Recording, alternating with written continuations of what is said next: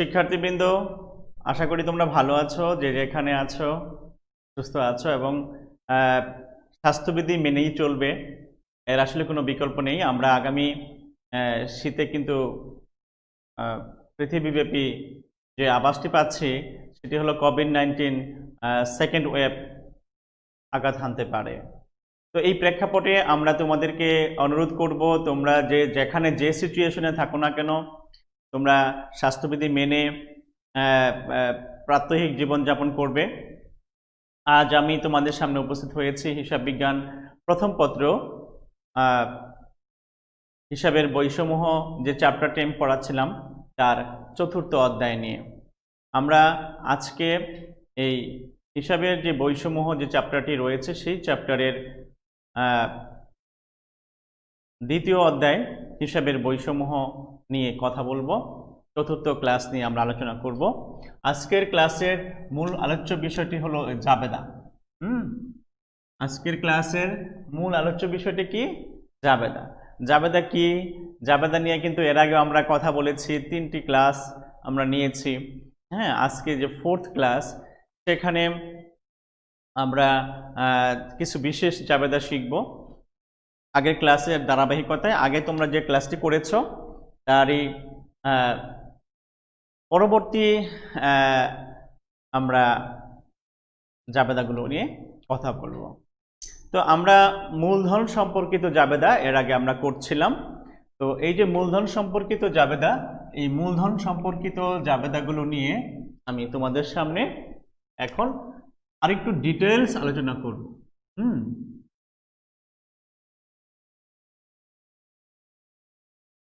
মূলধন সম্পর্কিত জাবেদা। এই যে মূলধন সম্পর্কিত জাবেদা, এই মূলধন সম্পর্কিত জাবেদা আমরা 3rd ক্লাসেও আলোচনা করেছি। আজকে আমি একটি বিশেষ প্রবলেম নিয়ে কথা বলতে চাই এই সম্পর্কে, যে কোনো একটি ব্যবসা প্রতিষ্ঠান হয়তো আজকে শুরু হয়েছে, প্রথম বছর চলে গেল, দ্বিতীয় বছর চলে গেল, তৃতীয় বছর চলে গেল। এভাবে তো সে কন্টিনিউয়াসলি তার বিজনেসের কার্যক্রম পরিচালনা করে একটি বছর শেষ করে আরেকটি বছর সে কি হয় তার সামনে চলে আসে। নতুন বছর যখন তার সামনে আসে তখন সে একটি ওপেনিং জার্নাল দিয়ে থাকে, প্রারম্ভিক জাবেদা দিয়ে থাকে। আমরা এই প্রারম্ভিক জাবেদাগুলো দেওয়ার সময় কি করি? কিছু ব্যালেন্স পাই। যেমন ধরো আমরা যদি বলি যে 2020 সালের 1 জানুয়ারি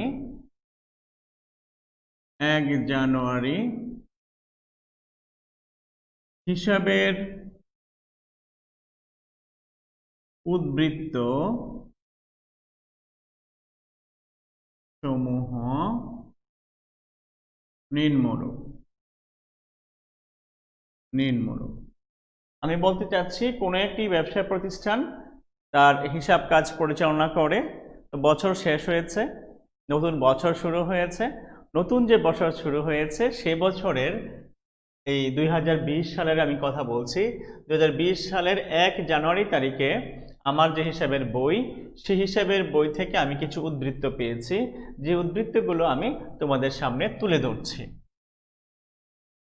যেমন ধরো নগদ তহবিল আমার কাছে আছে 10,000 টাকা। হ্যাঁ, সে নগদ তহবিল কত আছে? 10,000 টাকা। আবার ধরে নাও যে আমার আসবাবপত্র আছে, আমি ধরে নিচ্ছি যে আসবাবপত্র আছে 30,000 টাকা। এরকম ভাবে আমার কাছে ব্যাংক জমাতিরিক্ত আছে, ব্যাংক জমাতিরিক্ত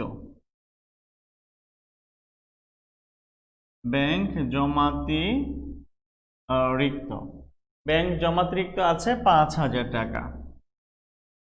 হ্যাঁ, এভাবে আমার কাছে কিছু সম্পদ আছে, কিছু দায়ও থাকতে পারে। হ্যাঁ, আমি যদি বলি যে প্রদেয় হিসাব, প্রদেয় হিসাব আমার কাছে আছে, হ্যাঁ, 5,000 টাকা।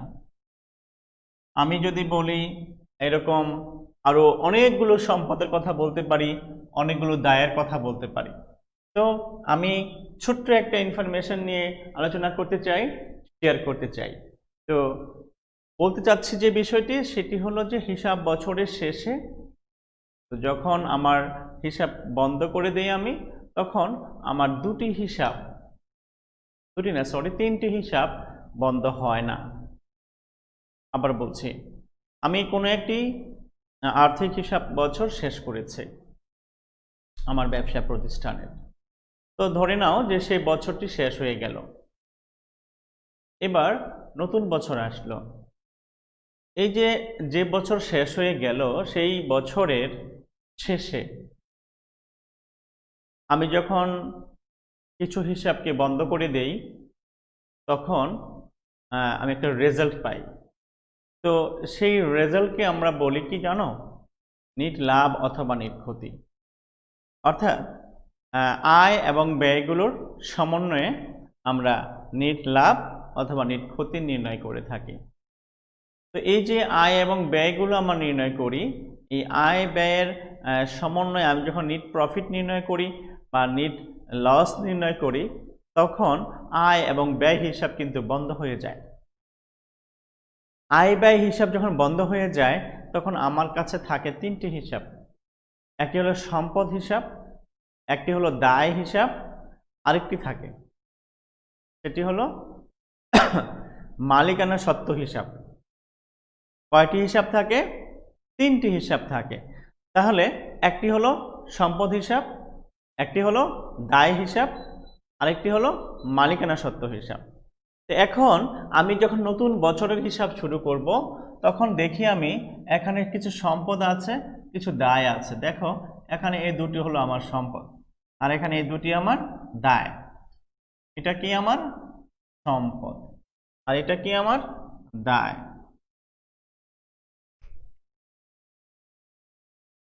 এটি আমার দায়। তাহলে এই যে সম্পদ আর এই যে দায়, এই সম্পদ এবং দায় এখানে আছে। আমি বলেছি নতুন হিসাব বছর শুরু করার সময় আমার কাছে তিনটি হিসাব থাকে। একটি সম্পদ হিসাব, একটি দায় হিসাব, আরেকটি হিসাব থাকে, সেটি কি বলেছি? মালিকানা সত্ত্ব হিসাব। এই যে মালিকানা সত্ত্ব হিসাব, সেই মালিকানা সত্ত্ব হিসাবকে আমরা এখানে সাধারণত মূলধন বলে থাকি। কি বলে থাকি? মূলধন বলে থাকি। এই মূলধন এখানে একটা হিসাব আছে, সেই হিসাবটা কি আমি কিন্তু জানি না এখানে কত টাকা আছে, কি আছে। আমি এখন এটি নির্ণয় করার চেষ্টা করব। সম্পদ আছে, দায় আছে। কোনো একটি হিসাব বছরের শুরুতে আমি যখন আমার ব্যবসায় কার্যক্রম শুরু করব, তখন আমার কাছে কিছু সম্পদ আছে, দায় আছে, মালিকানা সত্ত্ব আছে, কিন্তু সেটি কত আমি জানি না, এটি আমি নির্ণয় করে নেব। মালিকানা সত্ত্ব বা মূলধন আমরা নির্ণয় করব কিভাবে? মালিকানা সত্ত্ব বা মূলধন আমরা নির্ণয় করব হলো সম্পদ মাইনাস দায়। এখানে লক্ষ্য করো, এই দুটো যদি সম্পদ হয়, এই দুটো মিলে আমার কাছে আছে 30,000 টাকা। আর এই দুটো যদি দায় হয়, তাহলে এই দায় আমার কাছে আছে 10,000 টাকা। তাহলে আমি যদি বলি এই সম্পদ এবং দায় এর পার্থক্য হলো মূলধন, তাহলে সম্পদ আছে আমার কাছে কত টাকা? 30,000। আর দায় আছে আমার কাছে কত টাকা? 10,000। তাহলে আমার এখানে মূলধন হবে কত? 20,000। প্রিয় শিক্ষার্থী বন্ধুরা, তোমরা লক্ষ্য করো, আমরা এই সম্পদ এবং দায়ের ডিফারেন্স বের করেছি। সম্পদ এবং দায়ের ডিফারেন্স বের করেছি কত টাকা? 20,000 টাকা। এই 20,000 টাকাকে আমি বলবো কি? আমার মূলধন। আমার মূলধন কত টাকা? 20,000 টাকা। তাহলে দেখো, আমি এখানে তিনটি জিনিস পেয়েছি। একটি সম্পদ পেয়েছি, একটি দায় পেয়েছি, আর একটি আমি কি পেয়েছি? মূলধন পেয়েছি। এখন নতুন বছরের শুরুতে আমি একটি জাবেদা করব, যে জাবেদাকে আমি বলবো প্রারম্ভিক জাবেদা। এই জাবেদাটি আমি এখন লিখতে চাই। এই তথ্যগুলো থেকে আমি একটা জাবেদা লিখতে চাই, যে জাবেদাটি আমি এখানে লিখে দেখাচ্ছি। প্রিয় শিক্ষার্থী বন্ধুরা, তোমরা নিশ্চয়ই জাবেদার ছক করতে পারো। আমরা আগের ক্লাসে শিখিয়েছি। আমি ছক না করে এখানে জাস্ট ডেবিট ক্রেডিট নির্ণয় করে দেখিয়ে দিচ্ছি তোমরা আসলে কিভাবে এটিকে পোস্টিং করবা নির্ধারিত ছকের মধ্যে। তোমরা এখানে লিখবা প্রথমে নগদান হিসাব ডেবিট,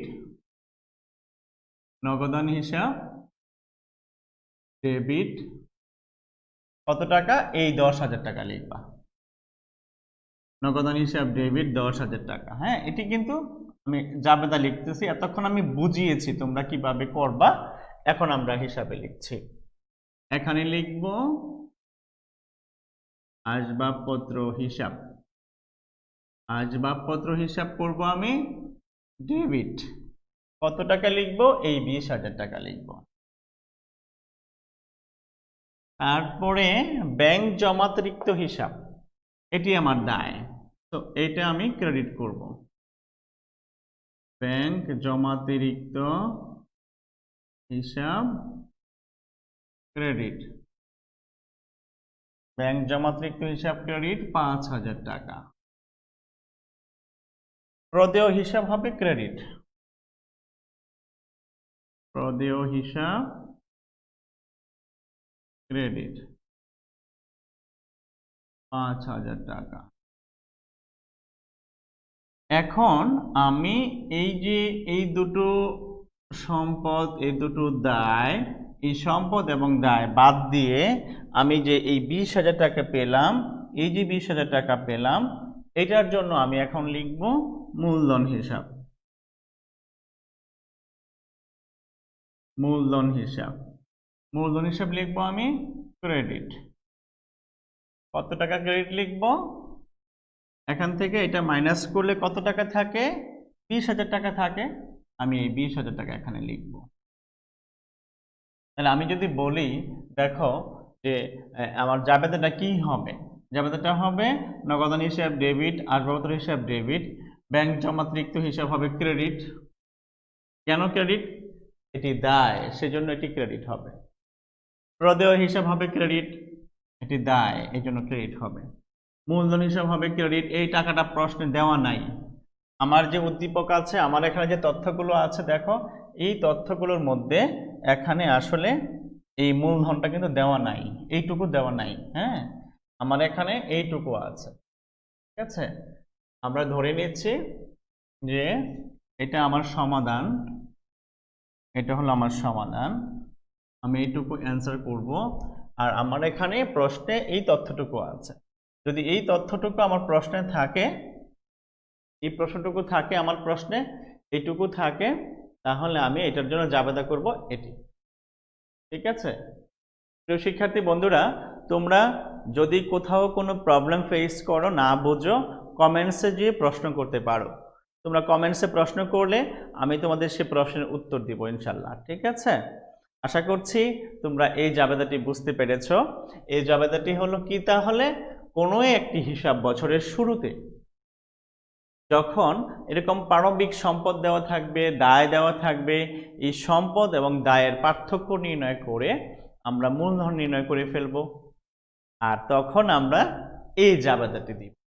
ঠিক আছে, কিভাবে জাবেদাটি দিব, বলছি যে সম্পদগুলোকে আমি ডেবিট করব, দায়গুলোকে আমি ক্রেডিট করব, সম্পদ এবং দায়ের পার্থক্য বের করব, সম্পদ এবং দায়ের পার্থক্য বের করে এখানে মূলধন হিসাব লিখে দিব।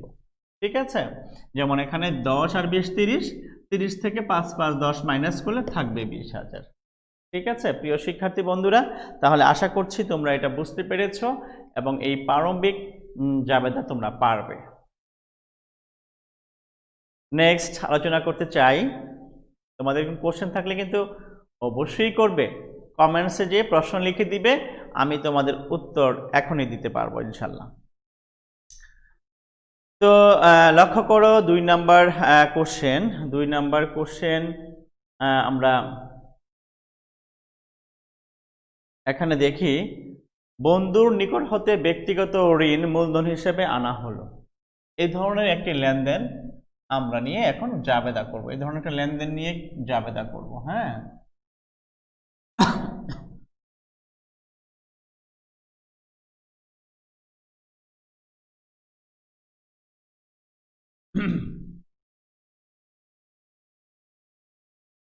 লেনদেনটি কি? বন্ধুর নিকট হতে ব্যক্তিগত ঋণ মূলধন হিসেবে আনা হলো। হ্যাঁ,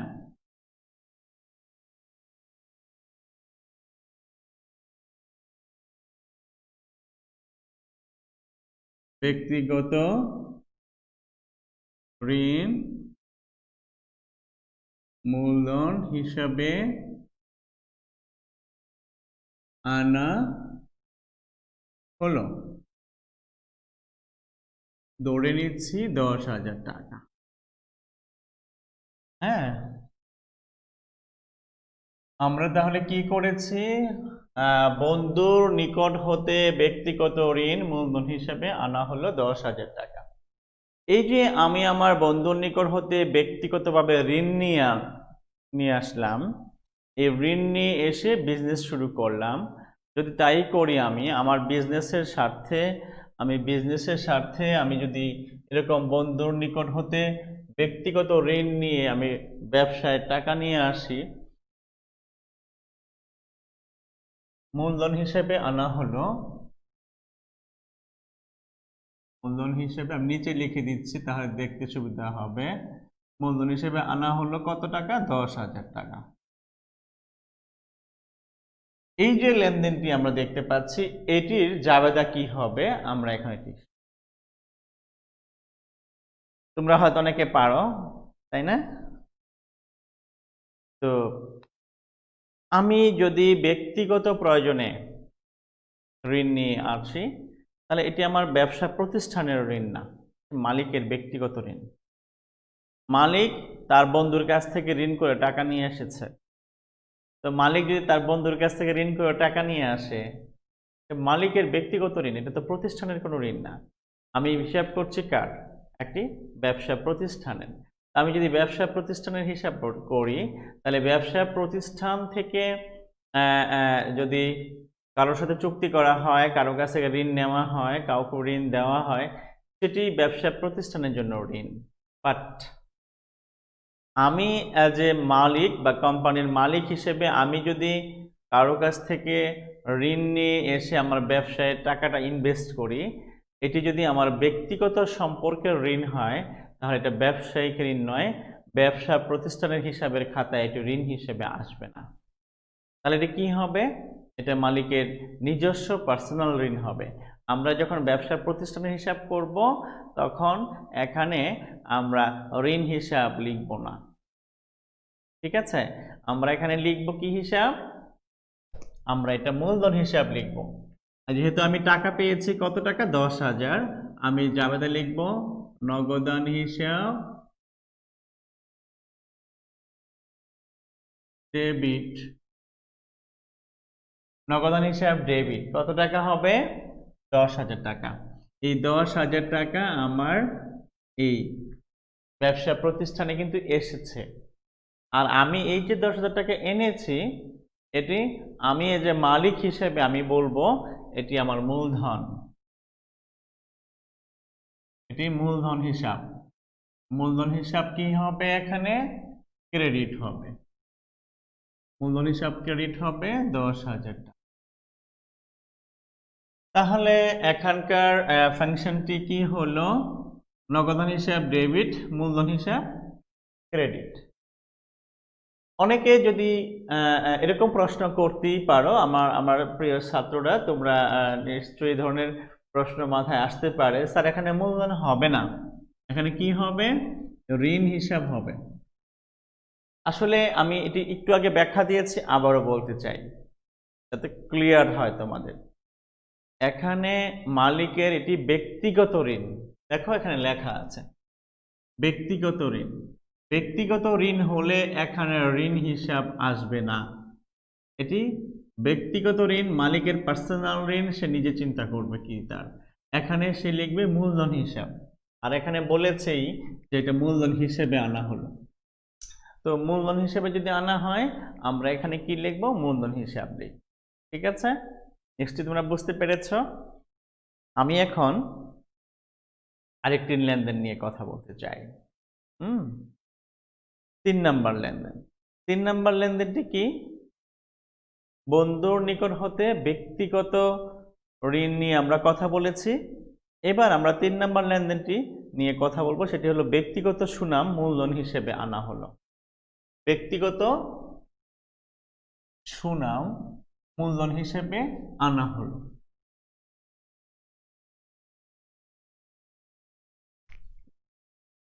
তিন নম্বর, ব্যক্তিগত সুনাম মূলধন হিসেবে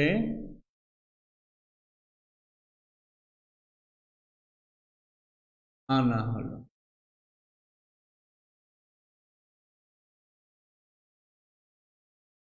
হ্যাঁ, 10,000। ওই পাশে লিখলে একটু মুছে যায়, তো আমি একটু এদিকে নিয়ে আসি।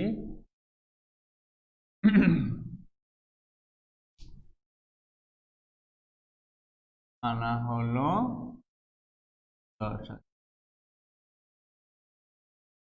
দেখো এখানে কি চেঞ্জ আসলো, যে ব্যক্তিগত সুনাম মূলধন হিসেবে আনা হলো।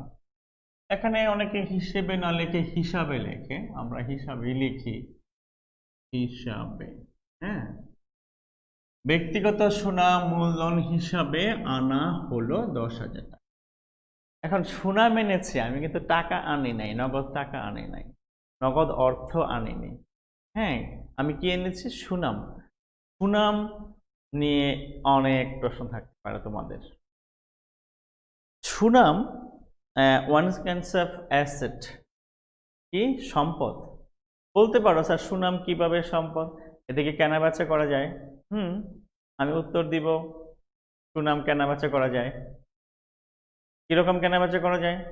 আমি বাজারে নিয়ে বলবো, ভাই আমার সুনাম আছে, কত টাকা? 1,00,000 টাকা আমার দেন। তাই কি আমাকে কেউ টাকা দিবে?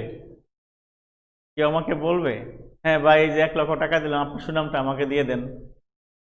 তো আমার বাবা যদি হয় একজন স্বনামধন্য ব্যক্তি, হ্যাঁ, ওনাকে একেবারে সবাই চেনে, ওনার অনেক গুডউইল আছে, সুনাম আছে, উনি খ্যাতিসম্পন্ন ব্যক্তি, ভাই আমার বাবার সুনামটা বিক্রি করতে চাই, আপনাকে কিনবেন কেউ? এই নেন, কত টাকা? আসলে এরকম সুনাম না। এখানে আমি যে সুনামের কথা বলছি সেটি হলো কোনো একটা প্রতিষ্ঠানের যিনি মালিক বা পরিচালক বা উদ্যোক্তা, তার ব্যক্তিগত ইমেজ যদি ব্যবসায়িক সুনাম হিসেবে গণ্য করা হয়, তাহলে তার এই ব্যক্তিগত সুনাম ব্যবসায়িক সুনাম হিসেবে যদি পরিগণিত হয়, তাহলে তার এই ইমেজের কারণে, যে সে একজন ভালো ব্যবসায়ী, সে একজন সৎ ব্যবসায়ী, সে ভালো পণ্যের বিজনেস করে, তার দোকানে গেলে আমার পণ্যের ক্ষতি হবে না, আমি ভালো জিনিস পাবো, কম দামে পাবো, নষ্ট জিনিস সে আমাকে দিবে না, হ্যাঁ, যথাযথভাবে দিবে, এই জাতীয় যদি কিছু ইন্ডিকেটরস থাকে, তাহলে ওই ইন্ডিকেটরসগুলোর কারণে এই ব্যক্তির যে প্রতিষ্ঠানটি, সেই প্রতিষ্ঠানটি প্রতি মানুষের আস্থা বেড়ে যায়। জনগণের, ক্রেতার, কাস্টমারের কি হয়? আস্থা বেড়ে যায়।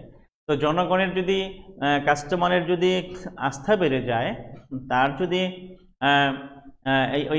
এই ব্যক্তির উপরে, এই মালিকের উপরে আস্থা থাকে, তাহলে মালিক কর্তৃক প্রতিষ্ঠিত যে ব্যবসা প্রতিষ্ঠান, তার উপর আস্থা সৃষ্টি হবে। তাহলে ওই প্রতিষ্ঠানের উপর যদি ট্রাস্ট সৃষ্টি হয়, বিশ্বস্ততা সৃষ্টি হয়, তাহলে ওই বিশ্বস্ততা, ওই ইন্ডিকেটরসগুলো সুনামে পরিণত হয়। আর এই সুনামকে বলা হয় ব্যবসায়িক সুনাম। আর এই ব্যবসায়িক সুনাম আমার একটি প্রতিষ্ঠানের জন্য সম্পদ। কেন সম্পদ? কোনো একজন রাইটার, আমি নাম ভুলে গেছি এই মুহূর্তে, আমি যখন শুধু সুনাম নিয়ে ক্লাস নেই, আমরা কিন্তু বিবিএতে, এমবিএতে গুডউইল পড়াই। হ্যাঁ, তোমরা যখন আজকে তোমরা উচ্চ মাধ্যমিক শ্রেণীতে আছো, তোমরা যখন হায়ার এডুকেশনে যাবে, বিবিএ ক্লাস করবে, এমবিএ ক্লাস করবে, সেখানে এই সুনাম নিয়ে একটি চ্যাপ্টার আছে। হ্যাঁ, গুডউইল নিয়ে আমরা গুডউইল ভ্যালুয়েশন নিয়ে চ্যাপ্টার আলোচনা করি, ব্যাপক আলোচনা করি। আমি আমি যদি বলি যে এখানে প্রায় গুডউইল নিয়ে 210টির মতো প্রবলেম আছে। হ্যাঁ, অনেক প্রবলেম আছে। সেই প্রবলেমগুলো নিয়ে যখন আলোচনা করি তখন ডিটেলস এগুলো বলে আমি আজকে সংক্ষেপে বলতে চাই। সুনাম নিয়ে কোনো একজন রাইটার বলেছেন যে পুরানো ক্রেতা পুরানো দোকান থেকে পুরানো পণ্য বারবার যে কারণে ক্রয় করবে তাকে সুনাম বলা হয়। আর সুনাম একটি প্রতিষ্ঠানের সম্পদ। আমি আবার এই সংজ্ঞাটি বলছি। পুরানো ক্রেতা পুরানো দোকান থেকে পুরানো পণ্য বারবার যে কারণে ক্রয় করবে সেটি হলো কি? সুনাম। কেমন লক্ষ্য করো, আমি যদি কোনো একটি পেস্ট ক্রয় করি, টুথপেস্ট, তো আমি এই টুথপেস্টটি ক্রয় করার জন্য আমি একটা দোকানে যাব।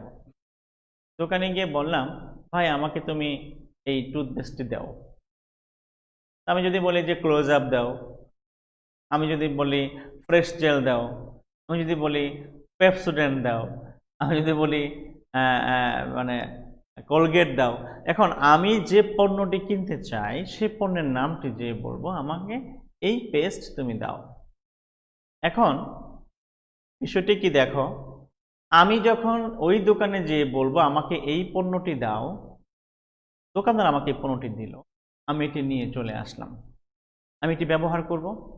ব্যবহার করার পরে এই পণ্য থেকে আমি যদি ভালো ফিডব্যাক পাই, আমার কাছে যদি মনে হয় যে এই যে আমি টুথপেস্টটি ইউজ করেছি এটি ভালো, তার মান ভালো, গুণ ভালো, মানে গুণে এটি অনন্য, এবং প্রাইসটা যে প্রাইস আমি দিয়ে কিনেছি এটি সঠিক প্রাইস, এটি আমার কাছ থেকে এই দোকানদার দাম বেশি রাখে নাই, হ্যাঁ, ন্যায্য দাম রেখেছে, তাহলে আমি আবার ওই দোকানে যাব। আর যদি দেখি না দোকানদার আমার কাছ থেকে বেশি দাম রাখছে আর পণ্যটি ভালো না, তাহলে কি আমি সেই দোকানে যাব? যাব না। তাহলে আমি ওই দোকানে যদি দেখি যে না এই পণ্যটি ভালো, দামও কম রেখেছে বা ঠিক রেখেছে, সঠিক দামটি রেখেছে, আমি এই দোকানে যাব, যে বলবো ভাই তুমি আমাকে ওই পণ্যটি আবার দাও। কেন যাচ্ছি আমি? এই পণ্যের প্রতি আমার আস্থা সৃষ্টি হয়েছে, এই দোকানদারের প্রতি বা এই ব্যবসা প্রতিষ্ঠানের প্রতি আমার আস্থা সৃষ্টি হয়েছে, সেজন্য যাব। আর এমন যদি হয় যে আমি যার কাছ থেকে এনেছি সে দাম বেশি রেখেছে, পাশের অন্য দোকানের দাম কম, একই জিনিস অন্য দোকানের দাম কম, এই দোকানের দাম বেশি, তাহলে পরের বার কি আমি বেশি দাম দিয়ে ওর কাছে যাব, নাকি অন্য দোকানে যে দোকানে একই পণ্য কম দামে বেচে তার কাছে যাব? তাহলে লক্ষ্য করো, আমি বারবার একই দোকানে যাব এজন্যই যে দোকানের প্রতি, যে ব্যবসা প্রতিষ্ঠানের প্রতি আমার আস্থা আছে, আমার বিশ্বাস আছে যে এই দোকানদার, এই ব্যবসা প্রতিষ্ঠান আমাকে ঠকাবে না বা দাম বেশি নিবে না বা ভালো পণ্যটি দিবে। তো এই যে বারবার কোনো দোকান থেকে পণ্য ক্রয় করা, এটি করা হবে কেন? সুনামের জন্য, গুডউইলের জন্য। এই যে কোভিড-19 সিচুয়েশন আমরা লক্ষ্য করছি, এই সিচুয়েশনে অনেকেই আমরা ঘরে বসে পণ্য ক্রয় করি, অনলাইনে কেনাকাটা করি। তো আমি ঢাকা কলেজের টিচার, আমার বাসা ঢাকা কলেজের পাশে। তো আমি যখন কেনাকাটা করি বেশিরভাগই আমি নিউ মার্কেটে কেনাকাটা করি। তো আমি কোভিড-19 সিচুয়েশনে আমি নিউ মার্কেট থেকে একটা দোকান থেকে আমি পণ্য কেনাকাটা করি। আমি তাকে অনলাইনে টেলিফোনে বললাম দোকানদারকে যে ভাই আমার এই পণ্যগুলো লাগবে। সে বলল স্যার এত কিছু চিন্তা করার দরকার নাই, আপনি একটা লিস্ট করে কোন পণ্যটা কতটুকু লাগবে একটা লিস্ট করে ছবি তুলে আমার কাছে পাঠিয়ে দেন। আমি তার কাছে পাঠিয়ে দিলাম। দোকানদার কি করলো, সুন্দর করে প্রত্যেকটা আইটেম সে সাজিয়ে গুছিয়ে একটা বক্স করে প্যাকেট করে আমার বাসায় পাঠিয়ে দিল। একজনকে দিয়ে, তার দোকানের লোক দিয়ে আমার বাসায় পাঠিয়ে দিল। আমি বাসায় বসে পণ্য পেলাম, তাকে আমি টাকাটা দিয়ে দিলাম, কত টাকা ফি আসছে, এবং সে কিন্তু আমার কাছ থেকে বেশি টাকা নেয়নি, সঠিক দাম নিয়েছে, সঠিক পণ্য দিয়েছে এবং সে বিশ্বস্ত। তো আমি যদি এরকম ভাবে তার উপর আস্থা রাখি, তাহলে আমার মতো এরকম যে তার 1000 কাস্টমার থাকে, 2000 কাস্টমার থাকে, তাহলে কি করবে? ওই কাস্টমারের কাছে তার বেশি সেল হবে, প্রচুর সেল হবে। আর এটি কেন হচ্ছে? ওই ব্যবসা প্রতিষ্ঠান, ওই দোকান, ওই পণ্যের প্রতি আমার আস্থার কারণে। আস্থাটা কেন হয়? সুনামের কারণে। তাহলে এই যে সুনাম, এই সুনামের কারণে আমার ব্যবসা প্রতিষ্ঠান দিন দিন ডেভেলপ হবে, প্রচুর পণ্য সেল হবে, পণ্য বেশি সেল হলে বেশি প্রফিট হবে, আর এটি আমার বিজনেসের জন্য অবশ্যই উত্তম সিচুয়েশন। এই ক্ষেত্রে এই ব্যবসা প্রতিষ্ঠানের যে সুনাম, এটি যদি মালিকের ব্যক্তিগত সুনামও হয়, এটি হলো আমার সম্পদ। এই সুনামটি কি? আমার সম্পদ। যদি সম্পদ হয় তাহলে আমি কি করব? সুনাম হিসাবকে ডেবিট করব। সম্পদ হলে সুনাম হিসাবকে ডেবিট করব। সুনাম হিসাব ডেবিট 10,000 টাকা, মূলধন হিসাব ক্রেডিট 10,000 টাকা। প্রিয় শিক্ষার্থী বন্ধুরা, আমি দীর্ঘক্ষণ সুনাম কিভাবে সৃষ্টি হয়, সুনাম নিয়ে কথা বলেছি। তোমরা নিশ্চয়ই বুঝতে পেরেছ এখানে সুনামটি সম্পদ, সেজন্য এই সম্পদের কারণে এটি ডেবিট হয়েছে আর মূলধন হিসাব ক্রেডিট হয়েছে। এবং অ্যাটলিস্ট এটা মনে রাখো, কোনো একটি ব্যবসা প্রতিষ্ঠান যদি সেল করা হয়, বিক্রয় করা হয়, তাহলে এই সুনামের প্রতি মূল্যায়ন করা হয়, সুনামকে দেখা হয় সুনামের ভ্যালু কত আছে, এবং তার উপর বেস করে ব্যবসার ফিউচার ডিপেন্ড করে। কোনো একটি প্রতিষ্ঠানে যদি গুডউইল ভালো না থাকে, সুনাম ভালো না থাকে, তাহলে সেই দোকানে মানুষ কিন্তু যায় না, না গেলে ব্যবসার ক্ষতি হয়। তাহলে আমরা নিশ্চয়ই এটি বুঝতে পেরেছি। এখন আমি আরেকটি প্রশ্ন নিয়ে কথা বলতে চাই, সেটি তোমাদের সামনে তুলে ধরছি।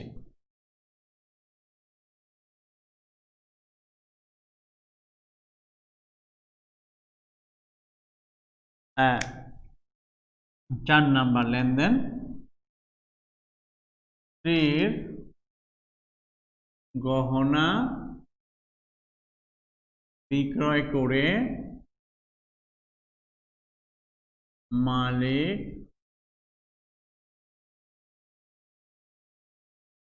ব্যবসায় প্রতিষ্ঠানে 10,000 টাকা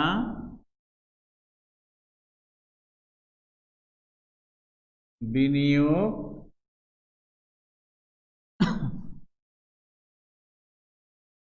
করেন।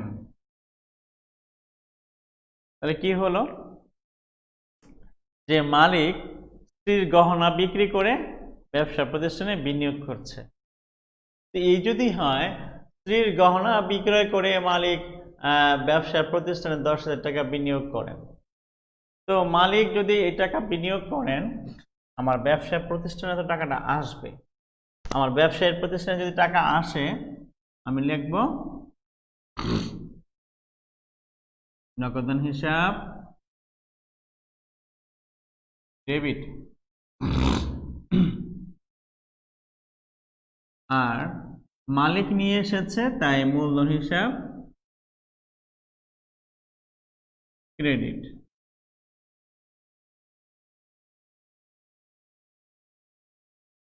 নগদান হিসাব ডেবিট, মূলধন হিসাব ক্রেডিট। কত টাকা? 10,000 টাকা।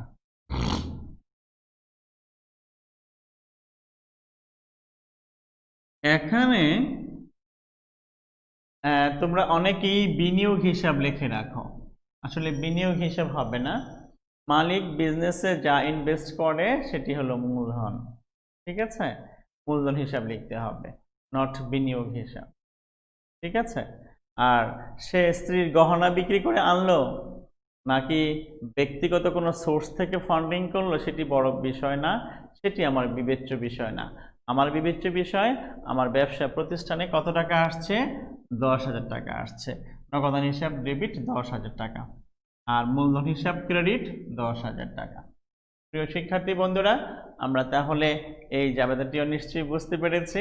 মূলধন সম্পর্কিত এর আগে আরও 2টি ক্লাস নিয়েছি, সেই 3টি ক্লাস নিয়েছি, সেখানে আরও অনেক আলোচনা হয়েছে। তোমরা আগের ক্লাসগুলো ইউটিউব থেকে দেখে নিও, ফেসবুকেও আছে, খুঁজে পাবে। তো এই যে ইউটিউবে যে আগের ক্লাসগুলো আছে, সেগুলো দেখলে তোমরা আগের ক্লাসের ধারাবাহিকতায় আজকের যে ক্লাস হচ্ছে এই ক্লাসটি বুঝতে পারবে। আমি তোমাদেরকে তার পরের ক্লাসে পরের টপিকে যাচ্ছি। আমরা এতক্ষণ পর্যন্ত মূলধন সম্পর্কিত জাবেদাগুলো নিয়ে কথা বলেছি। এখন আমি আলোচনা করতে চাই উত্তোলন সম্পর্কিত জাবেদা নিয়ে। কি নিয়ে কথা বলতে চাই? উত্তোলন সম্পর্কিত লেনদেনগুলো নিয়ে।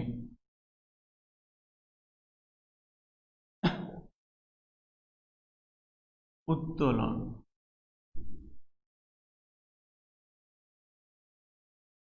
আমরা এখন এই উত্তোলন নিয়ে কথা বলবো।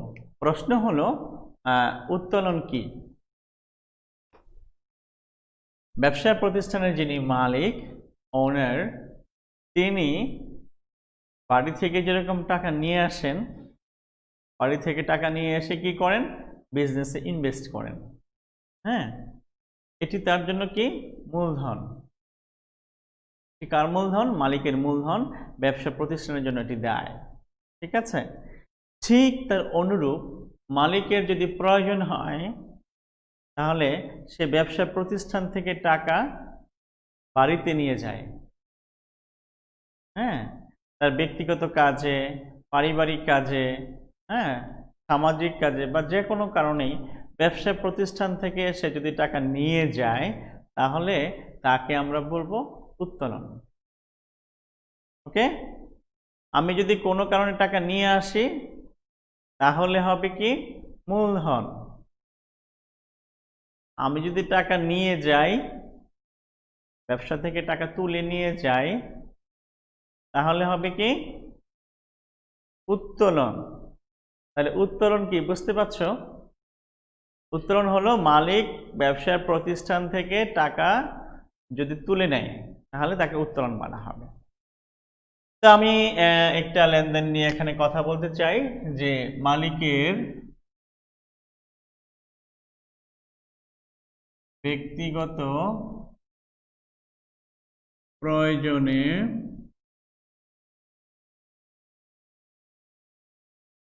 ৫,০০০ টাকা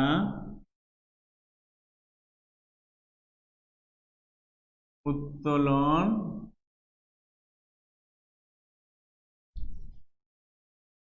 করা হলো। মালিকের ব্যক্তিগত প্রয়োজনে ৫,০০০ টাকা উত্তোলন করা হলো। তো ব্যক্তিগত প্রয়োজনে যদি উত্তোলন করা হয়, তাহলে আমি জাবেদা লিখব উত্তোলন হিসাব ডেবিট, আর নগদান হিসাব ক্রেডিট। কত টাকা? ৫,০০০ টাকা। ৫,০০০ টাকা। কি হলো এখানে লক্ষ্য করো তোমরা, যে উত্তোলন হিসাব ডেবিট, নগদান হিসাব ক্রেডিট। উত্তোলন হিসাব কেন ডেবিট হয়েছে?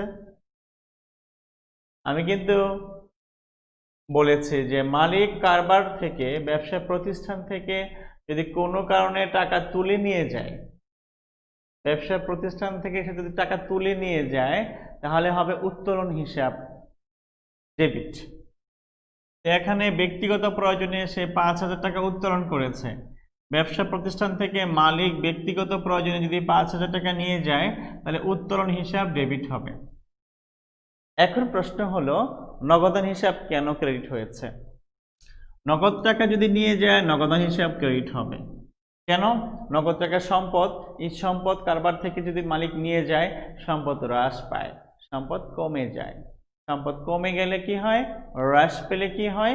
ক্রেডিট হয়। ঠিক আছে? তাহলে উত্তোলন হিসাব ডেবিট, নগদান হিসাব ক্রেডিট। নিশ্চয়ই আমরা এটি বুঝতে পেরেছি।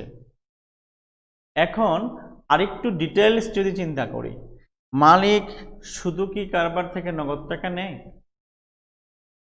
না, মালিক কারবার থেকে পণ্য উত্তোলন করতে পারে, মালিক কারবার থেকে নগদ টাকা উত্তোলন করতে পারে, মালিক কারবার নামে ব্যাংক হিসাব থাকতে পারে, সেই ব্যাংক থেকে টাকা তুলে নিয়ে যেতে পারে, হুম। তো পণ্য উত্তোলন করুক, নগদ উত্তোলন করুক, ব্যাংক থেকে উত্তোলন করুক, যাই উত্তোলন করুক না কেন, এই সবগুলোর জন্য আমরা বলবো উত্তোলন হিসাব ডেবিট। ঠিক আছে? আর নগদান হিসাব ক্রেডিট। নগদ টাকা ক্রেডিট হলো, তাই নগদান হিসাব ক্রেডিট। উত্তোলন হিসাব ডেবিট, নগদান হিসাব ক্রেডিট। এখন যদি ব্যাংক থেকে সে উত্তোলন করে, ব্যক্তিগত প্রয়োজনে 5,000 টাকা উত্তোলন করা হলো, এখানে নগদ উত্তোলন না ব্যাংক থেকে উত্তোলন কিছু বলা নাই। যদি এরকম কিছু বলা না থাকে, শুধু মালিকের ব্যক্তিগত প্রয়োজনে 5,000 টাকা উত্তোলন করা হলো এই কথা থাকে, তাহলে বুঝতে হবে নগদ উত্তোলন করেছে। কি উত্তোলন করেছে? নগদ উত্তোলন করেছে, তাই এখানে নগদান হিসাব ক্রেডিট হয়েছে। এখন প্রশ্ন হলো, যদি বলা থাকে মালিকের ব্যক্তিগত প্রয়োজনে 5,000 টাকা ব্যাংক হতে উত্তোলন করা হলো, কি হতে?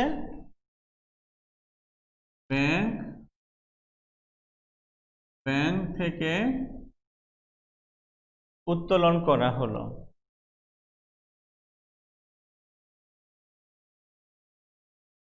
ব্যাংক থেকে উত্তোলন করা হলো। যদি ব্যাংক থেকে উত্তোলন করা হয় তাহলে আমি লিখব কি? ব্যাংক হিসাব ক্রেডিট। ব্যক্তিগত প্রয়োজনে 5,000 টাকা ব্যাংক থেকে উত্তোলন, যদি ব্যাংক থেকে উত্তোলন করে আমি এখানে ব্যাংক হিসাব লিখব। যদি নগদ উত্তোলন করে, এখানে যদি নগদ উত্তোলন করে তাহলে আমি এখানে নগদান হিসাব, ব্যাংক হিসাবের পরিবর্তে নগদান হিসাব লিখব। ঠিক আছে?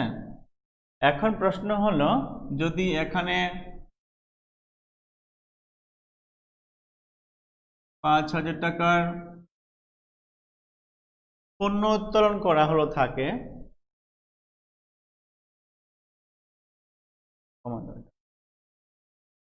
যদি এখানে 5,000 টাকার পণ্য উত্তোলন করা হয়ে থাকে,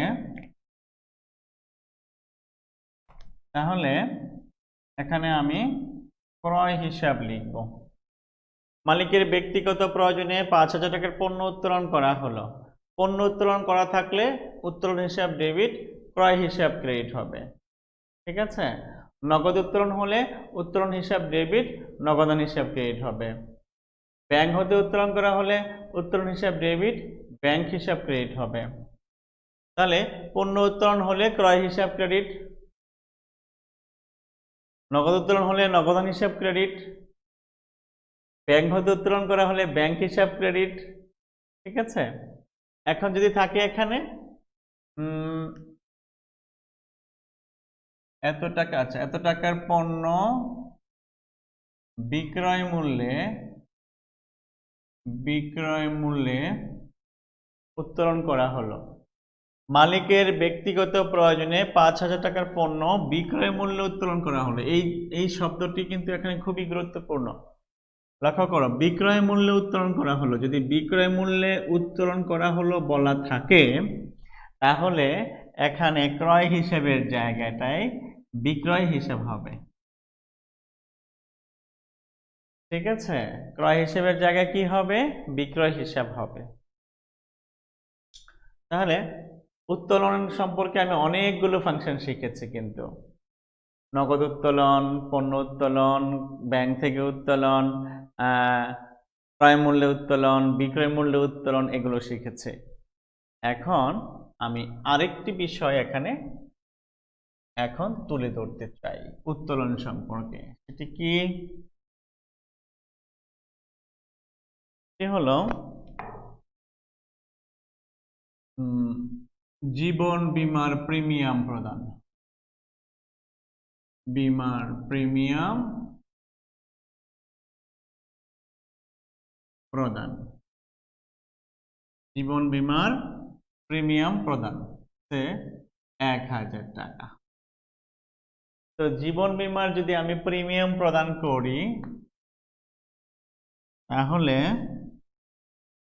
কি হবে? জীবন বীমা মালিকের ব্যক্তিগত খরচ, জীবন বীমা কি? মালিকের ব্যক্তিগত খরচ। আর মনে রাখবা ব্যক্তিগত খরচ হলে এটি উত্তোলন হয়ে যাবে। যদি বলা থাকে যে ছেলের স্কুলের বেতন প্রদান, হ্যাঁ, বা মেয়ের স্কুলের বেতন প্রদান, এরকমও থাকে, মানে ব্যক্তিগত কোনো ফাংশন বা লেনদেন যদি ব্যবসা প্রতিষ্ঠান থেকে টাকা নিয়ে করা হয় সেটি মালিকের উত্তোলন হিসেবে গণ্য হবে। কি হিসেবে গণ্য হবে? উত্তোলন হিসেবে গণ্য হবে। তো উত্তোলন হিসাব হবে ডেবিট। জীবন বীমা এটি মালিকের একটি ব্যক্তিগত বিষয়। মানুষের জীবনের জন্য বীমা করা হয়, তো মালিকের জীবনের জন্য মালিক বীমা করেছে, এটি কোম্পানির খরচ না, ব্যবসা প্রতিষ্ঠানের ব্যয় না, এটি মালিকের ব্যক্তিগত খরচ। তো উত্তোলন হিসাব হবে ডেবিট 1000 টাকা। আর নগদান হিসাব ক্রেডিট। নগদান হিসাব ক্রেডিট 1000 টাকা।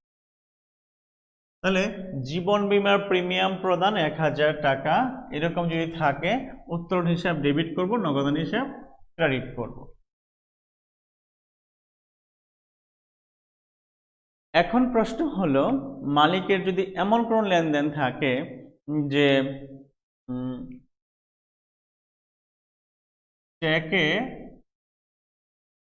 চেকে জীবন বীমার প্রিমিয়াম প্রদান, চেকে যদি আমি প্রদান করে থাকি, আমি যদি চেকের মাধ্যমে প্রদান করে থাকি তাহলে এখানে নগদ হবে না। কি হবে? এখানে নগদের জায়গায় এখানে হবে ব্যাংক হিসাব। কি হিসাব হবে? ব্যাংক হিসাব হবে। ঠিক আছে? ব্যক্তিগত প্রয়োজনে যে কোনো লেনদেন হলে আমরা উত্তোলন হিসাবকে ডেবিট করব, আর চেকে হলে ব্যাংক হিসাবকে ক্রেডিট করব। চেকে হলে কি করব? ব্যাংক হিসাবকে আমরা ক্রেডিট করব। তাহলে প্রিয় শিক্ষার্থী বন্ধুরা, আমরা এই যে ফাংশনগুলো শিখেছি, মূলধন সম্পর্কিত লেনদেনগুলো শিখেছি, উত্তোলন সম্পর্কিত লেনদেনগুলো শিখেছি, তোমরা নিশ্চয়ই এগুলো বুঝতে পারছো। আমরা উত্তোলন সম্পর্কে আরও কিন্তু বেশ কিছু লেনদেন থাকে, যেমন আয়কর প্রদান করা হলো।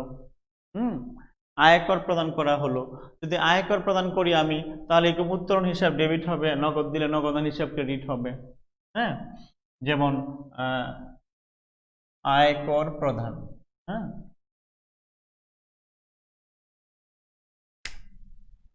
আয়কর প্রদান, আয়কর প্রদান থাকলে কি হবে? উত্তোলন হিসাব ডেবিট, নগদান হিসাব ক্রেডিট। তো এরকম বলা থাকলো যে ম্যানেজারের মেয়ের বিয়েতে উপহার প্রদান, কোম্পানির ম্যানেজার তার মেয়ের বিয়েতে আমরা যাব, মালিককে দাওয়াত দিচ্ছে, মালিক গেছে, তাকে কিছু গিফট দিয়েছে। তো এরকম বিষয়গুলো কি? এগুলো মালিকের ব্যক্তিগত খরচ। অর্থাৎ যে কোনো ধরনের পার্সোনাল এক্সপেন্স থাকলেই আমরা এটাকে উত্তোলন হিসেবে গণ্য করব, এবং উত্তোলন হিসাবকে আমরা কি করব? ডেবিট করব। উত্তোলন হিসাবকে ডেবিট করব, আর সংশ্লিষ্ট হিসাব নগদ উত্তোলন হলে নগদান হিসাবকে ক্রেডিট করব, পণ্য উত্তোলন হলে ক্রয় হিসাবকে ক্রেডিট করব, ব্যাংক থেকে উত্তোলন হলে আমরা ব্যাংক হিসাবকে ক্রেডিট করব। ঠিক আছে? তো আমরা এই উত্তোলন সম্পর্কে আরো কিছু ব্যয় দেখতে চাই, যেমন আয়কর ধার্য করা হলো। এখানে দেখো বলা আছে আয়কর প্রদান করা হলো। এখানে যদি বলা থাকে আয়কর ধার্য করা হলো, ধার্য করা হলো, আয়কর ধার্য করা হলো কত টাকা? 1000 টাকা। তো আয়কর যদি ধার্য করা হয়, এটি কি উত্তোলন? না, আসলে এটি লেনদেনই না। আয়কর ধার্য করার বিষয়টি এটি কোম্পানির কিন্তু ব্যয় না, ব্যবসা প্রতিষ্ঠানের ব্যয় না। তোমরা মনে রাখবা, আমরা যে হিসাবগুলো করতেছি সেটা এক মালিকানা ব্যবসা প্রতিষ্ঠানের হিসাব। আর এই এক মালিকানা ব্যবসা প্রতিষ্ঠানের হিসাবের ক্ষেত্রে কি করা হয়? হিসাবের ক্ষেত্রে আয়কর প্রদান করা হয় না, আয়কর প্রদান করা হয় মালিক তার ব্যক্তিগতভাবে আয়কর দিয়ে থাকে। ব্যবসা প্রতিষ্ঠান থেকে এক মালিকানা ব্যবসা প্রতিষ্ঠানের জন্য মালিককে কোনো আয়কর দেওয়া লাগে না। আয়কর ধার্য করা হলো যদি থাকে, তাহলে এটার উত্তর হবে কি? আমি লিখে দিচ্ছি, দেখো এটি আসলে ব্যবসায়িক লেনদেন নয়, ঠিক আছে, এটি কি ব্যবসায়িক লেনদেন নয়। সো এটার জন্য কোনো জাবেদা হবে না, ঠিক আছে। আয়কর ধার্য করা হলো থাকলে এর জন্য কোনো জাবেদা হবে না, কোনো জাবেদা করতে হবে না, ঠিক আছে। এটা লেনদেন নয়, এটি আসলে কি, এটি লেনদেন নয়, হ্যাঁ, লেনদেন নয়। তোমরা বলতে পারো স্যার এটা লেনদেন নয় কেন? আমরা জানি আয়কর ধার্য করার পরে এটি গভর্নমেন্টকে পরিশোধ করতে হয়। তো যখন পরিশোধ করতে হবে তখন এটা ব্যয়, এর আগে কিন্তু এটা আমার ব্যয় না। তো ব্যয় না, আয় না, সম্পদ না, দায় না, এটা তো লেনদেন না, তো আমি এটি হিসাবভুক্ত করব না, ঠিক আছে। তো প্রিয় শিক্ষার্থী বন্ধুরা, আমরা আজকের এই ক্লাসের প্রায় শেষ পর্যায়ে এসেছি। তোমরা এই পর্যন্ত যা শিখেছ সেটি হলো যে মূলধন সম্পর্কিত কিছু জার্নাল আমরা এর আগে শিখেছিলাম, আগে ক্লাসে শিখেছিলাম, তার বাকি অংশটুকু আজকে আলোচনা করেছি। এবং উত্তোলন সম্পর্কিত যে ফাংশনগুলো আছে সেই ফাংশনগুলো তোমাদেরকে আমি শিখিয়েছি। তো আগামীতে আবারও তোমাদের সাথে দেখা হবে নতুন টপিক নিয়ে। সেই পর্যন্ত তোমরা ভালো থাকো, সুস্থ থাকো, নিরাপদে থাকো, স্বাস্থ্যবিধি মেনে চলেও, নো মাস্ক, নো বাইরে যাওয়া, ঠিক আছে। আমি আমি বলবো যে গভর্নমেন্ট দেখো আমাদেরকে সতর্ক করছে বারবার যে no mask no entry, no mask no service. হ্যাঁ, গতকাল আমরা দেখেছি যে নিউজে কি বলেছে যে মাস্কবিহীন যেন আমরা বাজারেও না যাই, দোকানেও না যাই। ব্যবসায়ী সমিতি সিদ্ধান্ত নিয়েছে মাস্ক পরা ছাড়া যদি কেউ আসে তার কাছে পণ্য বিক্রি করবে না। এই বিষয়গুলো সিদ্ধান্ত আমরা নিতে পারবো, কিন্তু আমরা যদি জনগণ আমরা সচেতন না হই, আমরা সবাই যদি সচেতন না হই তাহলে কিন্তু সম্ভব না। আমাদেরকে সচেতন হতে হবে এবং সবাইকে নিজের স্বার্থেই কাজ করতে হবে। তো সবাই ভালো থাকো, সুস্থ থাকো, নিরাপদে থাকো এবং এই কোভিড-19 সিচুয়েশনকে ফেস করার জন্য আমরা স্বাস্থ্যবিধি মেনে চলবো এই প্রত্যাশা রেখে শেষ করছি। আল্লাহ হাফেজ।